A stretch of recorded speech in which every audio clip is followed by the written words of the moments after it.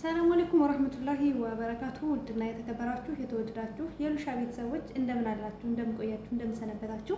ከኔ ጋር አልሐምዱሊላህ ረብል ዓለሚን ሁሉ ሰላም፣ ሁሉ መልካም ነው። ለዚህ ዩቲዩብ ቻናል አዲስ የሆናችሁ ላይክ እና ሼር፣ ሰብስክራይብ እያደረጋችሁ ቤተሰብ ልትሆኑ በትህትና እጠይቃለሁ ማለት ነው። ውዶች ማሮቼ እንግዲህ ለእናንተ ይጠቅማል ያስተምራል የምለውን ነገር ሁልጊዜም ወደ እናንተ ሸር እንደማድረግ የታወቀ ነው። አረበኛ ላይ ጠፍቻለሁ። ኢንሻአላህ በዛኛው ቻናሌ በሉሸቃ ቻናሌ በቅርብ እለቃለሁ። ቪዲዮ ሰርቼ ግን አልመች ብሎኝ ኤዲት አድርጌ አልለቀኩትኝም ማለት ነው።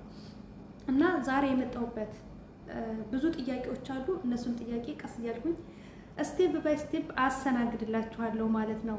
መልካምነት ለራስ ነውና ለሌሎች እህቶቻችሁ ሼር እያደረጋችሁ ዛሬ ደግሞ ይዤላችሁ የመጣሁት ካርጎ በአየርና በባህር ዋጋው ስንት ነው የሚለውን ይዤላችሁ መጥቻለሁ። እስከ ቪዲዮ ፍጻሜ አብራችሁ ቆዩ። ለምትሰጡ መልካም አስተያየት ከልብ አድርጌ አመሰግናለሁ። በመጀመሪያ ደረጃ እኛ የውጭ ብርድ ልብሶችን እንሸጣለን። የውጭ ብርድ ልብሶች የምትፈልጉ ለሀፎች፣ የቤት እቃዎች የምትፈልጉ ካላችሁ በ00251988248890 ላይ በዋትስአፕ እና በኢሞ ታገኙኛላችሁ። ፈለጋችሁበት ቦታ ላይ ማድረስ እንችላለን። ወደ መጣሁበት ጥያቄ ስመጣላችሁ እቃ መላክ ይቻላል ወይ? አዎ ይቻላል። እንዴት ይቻላል? በካርጎ በአየር ይቻላል። ነገር ግን የአየርና የካርጎ ልዩነቱ ምንድን ነው? የአየሩ ትንሽ በባህር የሚላከው እቃ ይቀንሳል። በአየር የሚላከው እቃ ደግሞ የኪሎ ይጨምራል። ለምሳሌ በባህር የምትልኩት እቃ በኪሎ የሚመዝኑላችሁ በኪሎ የሚያስከፍሏችሁ በአንድ ኪሎ የሚያስከፍሏችሁ ስንት ነው? 3 ብር ከ50 ሳንቲም ነው። 3 ብር ከ50 ሳንቲም በባህር የሚላክ እቃ አንድ ኪሎ ለአንድ ኪሎ የሚያስከፍሏችሁ 3 ብር ከ50 ሳንቲም ነው። ለአየር ሲሆን ደግሞ 4 ብር ከ50 ሳንቲም 4 ብር ከ50 ሳንቲም። የአየሩ በ15 ቀን በሳምንት ይገባል። በአየር የምልኩት እቃ በሳምንት ወይም ደግሞ በ15 ቀን ይገባላችኋል። ነገር ግን በባህር የምትልኩት እቃ እስከ 2 ወር ይቆያል። ምክንያቱም በባህር ተጉዞ ነው የሚሄደው። ኢትዮጵያ የሚገባው በባህር ተጉዞ ነው።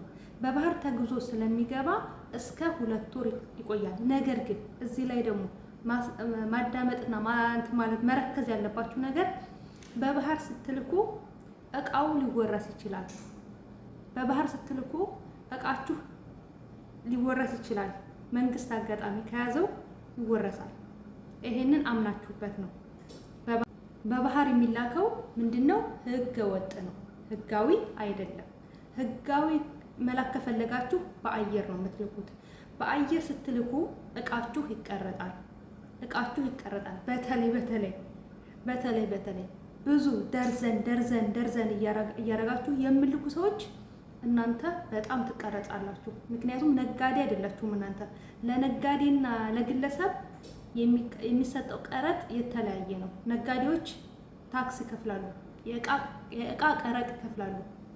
እኛ ስናስገባ የእቃ ቀረጥ አንከፍልም በየጊዜው። ነጋዴዎች ግን በየጊዜው ባስገቡ ሰዓት ይከፍላሉ።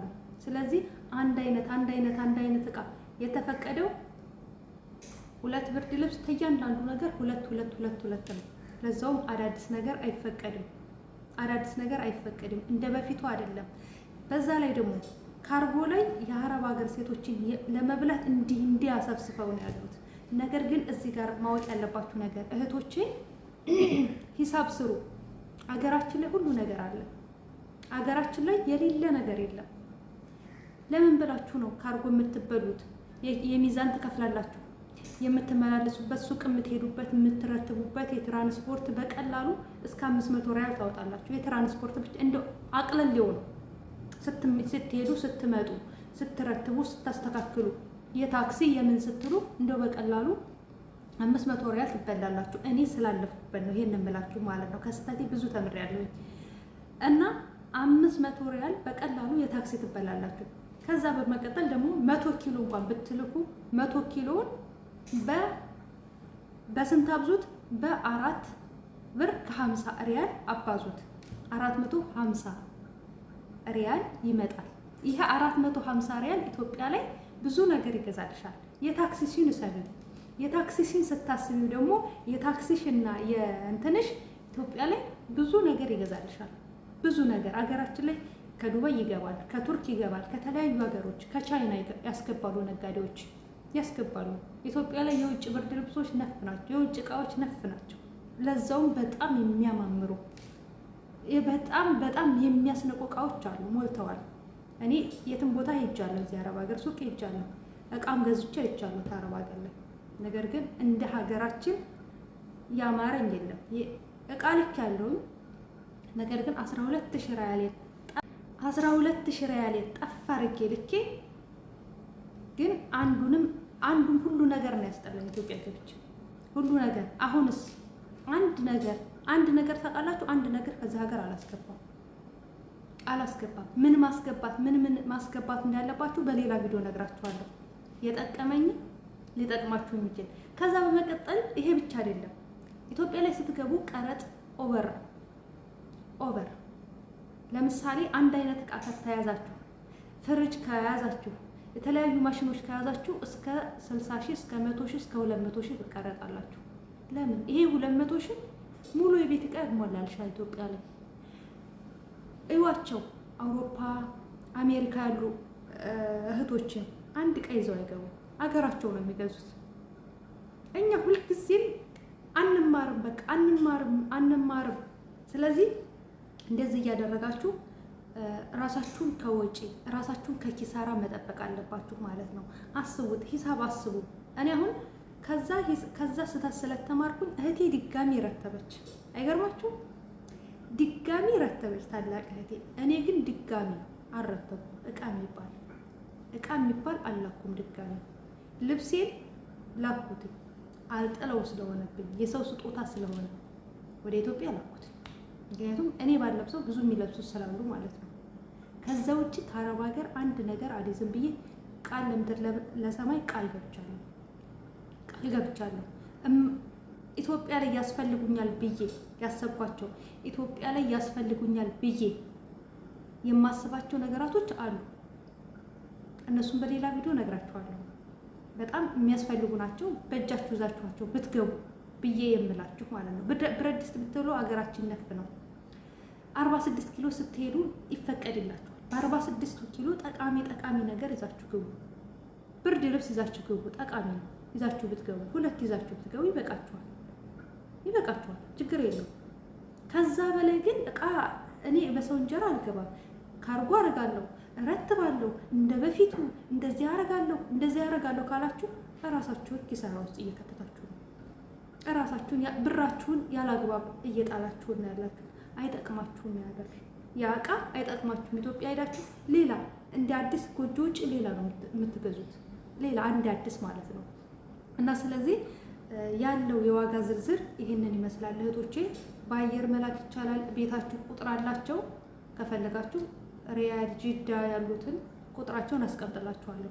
ካርጎ ተፈልጋችሁ፣ በባህር ተፈልጋችሁ፣ በአየር ተፈልጋችሁ በፈለጋችሁበት ይልኩላችኋል። ችግር የለባችሁም፣ ይልኩላችኋል። ግን እናንተ ከመላካችሁ በፊት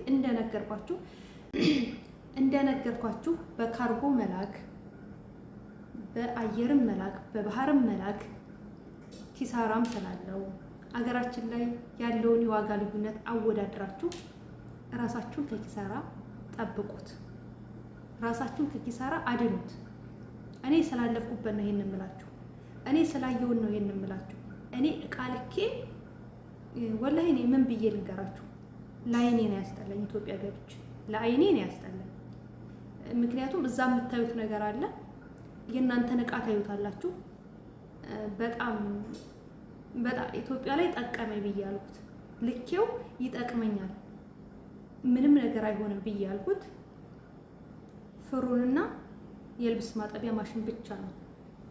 የልብስ ማጠቢያ ማሽን እና ብርድ ልብሱ ያው ኪሳራ ቢበዛበትም ብር ቢበዛበትም ብርድ ልብሱና አንዳንድ ጁዞች የጁዝ መፍጫዎች ምናምን እነሱ ጠቅመውኛል፣ አልዋሻችሁ። ሌላ በተረፈ ሳህና በሉት ምን በሉት የተላከው ነገር ሁሉ አይን አይገባም። ኢትዮጵያ ሄዳችሁ አይን አይገባም። በየጊዜው የተለያዩ አዳዲስ እቃዎች የሚመጡት ይገባሉ። በተለይ ከቱርክ የሚመጡ እቃዎች ከቱርክ የሚገቡ ልብሶች፣ ከቱርክ የሚገቡ ብረት ድስቶች በጣም በጣም በጣም በጣም ብራንድ የሆኑ እቃዎች አሉ። ብራችንን ብቻ ይጭነቀው፣ ብራችሁን ብቻ ያዙ። ብር ካለ በሰማይ መንገድ አለ። ነገር ግን እዚህ ጋር ደግሞ ማወቅ ያለባችሁ ነገር ከማን ነው እቃ የምጠልበው? ከማን ነው እቃ ጠልቤ መላክ የምችለው? ታማኝ ነጋዴዎች አሉ፣ አዎ። አጭበርባሪ ነጋዴዎች አሉ፣ አዎ። እነዛን መለየት ያለባችሁ፣ እነዛን መለየት። ሰው አጠያይቁ። እንደዚህ በጥራት በታማኝነት ያደርሳሉ።